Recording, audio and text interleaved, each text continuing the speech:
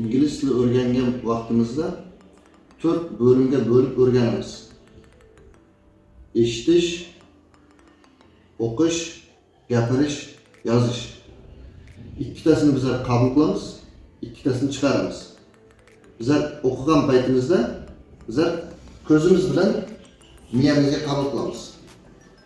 Eshitgan paytimizda quloqimiz bilan eshitamiz. Qaysi bir bizlarga yaxshiroq esda qoladi? Albatta ko'z bilan ko'rganimiz.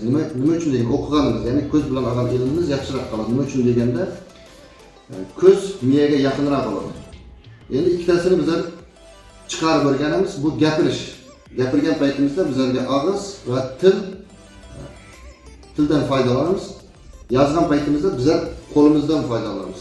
Bizlar olgan ilmlarimizni birovga yetkazib berish uchun og'zaga aytadigan bo'lsa, u bizlarga osonroq. Nima uchun?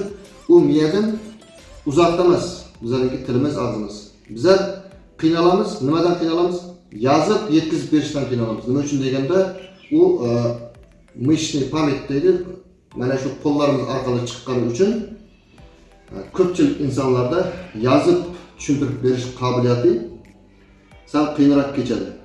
Toshkentda Everest IELTS kursiga borib, IELTS sertifikatlarini ko'rib o'tirsam, hamma o'quvchilarningki writing, ya'ni yozish qobiliyati deyarli ko'pchilik 95% o'quvchilarda past chiqqan.